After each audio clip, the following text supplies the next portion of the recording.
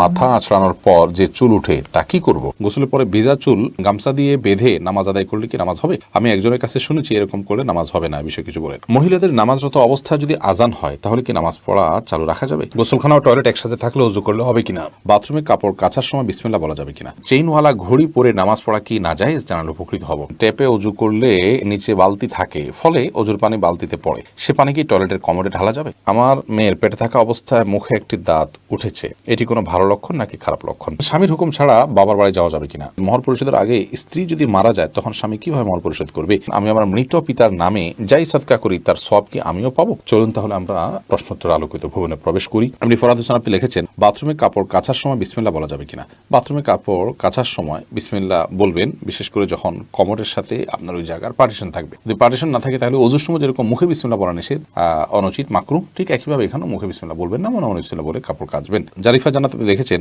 গোসলের পরে ভেজা চুল গামছা দিয়ে বেঁধে নামাজ আদায় করলে কি নামাজ হবে? আমি একজনের কাছে শুনেছি এরকম করলে নামাজ হবে না, বিষয়ে কিছু বলেন। না, এরকম করে নামাজ হবে না এমন কোনো কথা নেই। আপনি একজন নারী হিসেবে আপনার পুরো শরীর আপনাকে ঢেকে নামাজ পড়তে হবে, শুধুমাত্র মুখমণ্ডল এবং দুই হাতের কবজি আপনি খোলা রাখবেন। এর বাইরে অন্য কোনো শর্ত নেই। আপনি গামছা দিয়ে ঢাকেন বা গামছা দিয়ে বেঁধে তার উপর দিয়ে অন্য একটা কাপড় দিয়ে ঢাকেন, কোনো অসুবিধা নেই। এরপরে কাজী ফাতেমা আপনি লিখেছেন, মহিলাদের নামাজরত অবস্থায় যদি আজান হয় তাহলে কি নামাজ পড়া চালু রাখা যাবে? কোনো অসুবিধা নেই। আজান হলে নামাজ বন্ধ করে ফেলতে হবে কোনো কথা নেই। আপনি নামাজ পড়ছেন, ইতিমধ্যে আজান শুরু হয়ে গেছে, আজান মুয়াজ্জিন সাহেব দিতে থাকুক, এদিকে আপনার নামাজ আপনি কন্টিনিউ করতে থাকেন, কোনো সমস্যা। সাবির ইয়াসমিন জান্নাত আপনি লিখেছেন, স্বামীর হুকুম ছাড়া বাবার বাড়ি যাওয়া যাবে কিনা? আপনি যেহেতু স্বামীর সংসারে থাকেন, অতএব তার সুবিধা অসুবিধা, তার প্রয়োজন ইত্যাদি বিষয় থাকতে পারে, সেই কারণে তাকে আপনি বলে যাবেন। কিন্তু স্বামী আপনাকে আপনার বাবার বাড়ি যাওয়া থেকে বঞ্চিত করে রাখবেন, যেতে দিবেন না, আটকে রাখবেন এবং তার খেয়াল খুশি মতো সে আপনাকে আপনার বাবা মার সাথে সাক্ষাৎ করা থেকে বিরত রাখবেন, সে অধিকার কিন্তু তার নাই। সেটা যদি তিনি করেন তাহলে তিনি অন্যায় করছেন। তবে হ্যাঁ,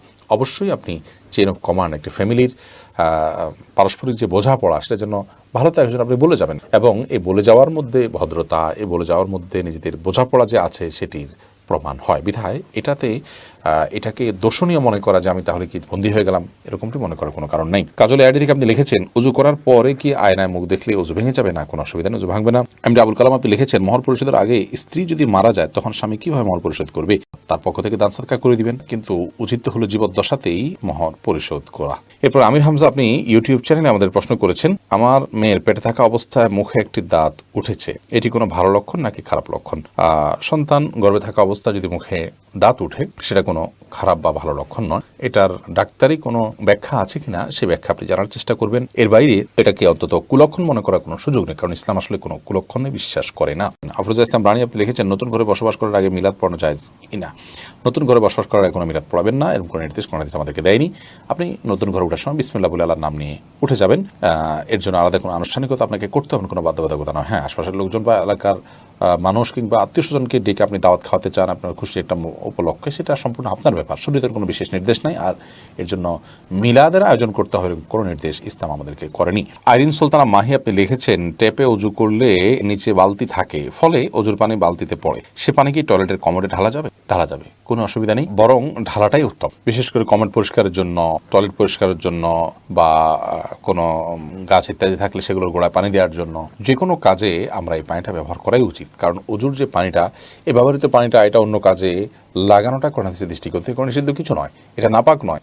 এটা আমরা হয়তো এটার মাধ্যমে পবিত্রতা অর্জন করতে পারবো না, কিন্তু অন্য যে কোনো কাজে আমরা ব্যবহার করতে পারবো। ধরুন কমোড পরিষ্কার করা কিংবা বাথরুমের ভেতরের অংশ পরিষ্কার করার জন্য পানি ঢালতে পারি, কোনো অসুবিধা নেই, কারণ এই পানিটা নাপাক নয়। এরপরে নুসরাত মাহি আপনি লিখেছেন, আমি আমার মৃত পিতার নামে যাই সদকা করি তার সওয়াব কি আমিও পাবো? আপনার মৃত পিতার নামে যে সাদকা আপনি করবেন, আশা করা যায় আল্লাহ রাব্বুল আলামিন আপনাকেও এক্সট্রা হিসাবে তার সাদকার সওয়াব দিবেন। কারণ আপনি যেহেতু পরিশ্রম করেছেন, আপনি যেহেতু কষ্ট করেছেন, আল্লাহ রাব্বুল আলামিন সেজন্য আপনাকে বঞ্চিত করবেন না। কারণ আল্লাহ রাব্বুল আলামিন কাউকে তার পরিশ্রমকে পণ্ড বা ব্যর্থ হতে দেন না, যতক্ষণ পর্যন্ত সেটি আল্লাহ সন্তোষের জন্য হবে এবং সঠিক নিয়মে হবে। আফিফ হাসান শুভ আপনি লিখেছেন, টাকাতে ছবি থাকে বুক পকেটে রেখে নামাজ পড়া যাবে কিনা? যাবে, কোনো অসুবিধা নেই, কারণ সেটা প্রদর্শিত হচ্ছে না, ভেতরে আছে।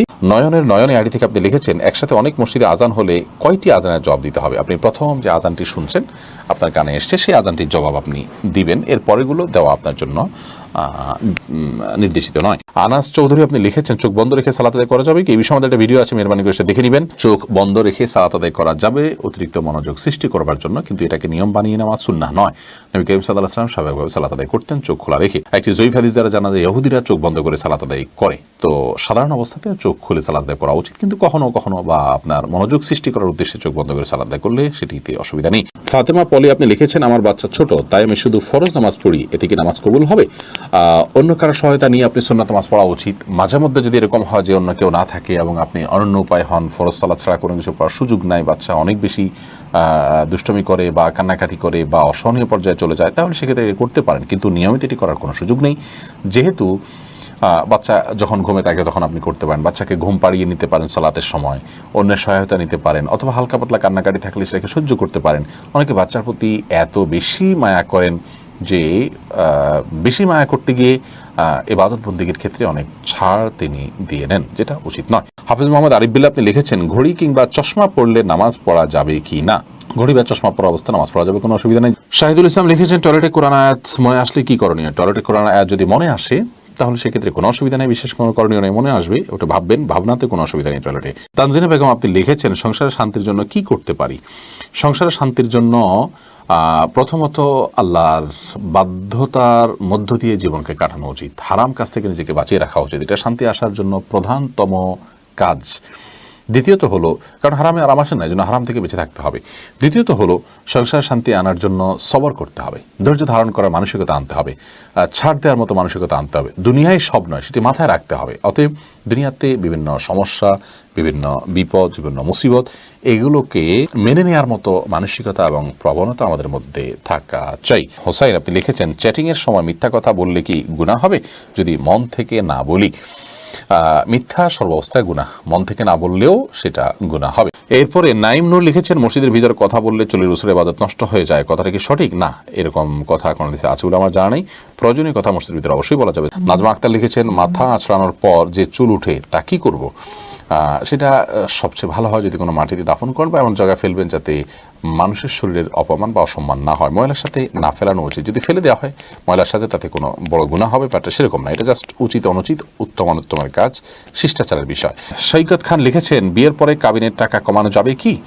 বিয়ের পর যদি স্বামী তার স্ত্রীর সাথে আলাপ আলোচনার মাধ্যমে আপনার মাফ নেন, কমানো তো আর যাবে না, যা ফিক্স হয়ে গেছে তা। স্ত্রী যদি কোনো কিছু মাফ করেন তাহলে আল্লাহ তাআলা সে সম্পর্কে বলেছেন, ফাকুলুহু হানিআম মারিআ, তাহলে সেটা তোমরা ভক্ষণ করতে পারো বা ভোগ করতে পারো। স্ত্রী যদি বলেন যে ঠিক আছে আমি তোমাকে ছাড় দিলাম, আপনি দিতে পারেন না, সামর্থ্য নাই, আপনি তার কাছে ছাড় চাইলেন, সে যদি ছাড়টা দিয়ে দেয় তাহলে সেটা ভোগ করতে পারেন। বাট এর মানে এই নয় যে মোহর পরিবর্তন হয়ে গেছে, মোহর যা ছিল তাই, সে হয়তো মাফ করেছে আপনাকে, জাস্ট এটুকু আপনি করতে পারেন।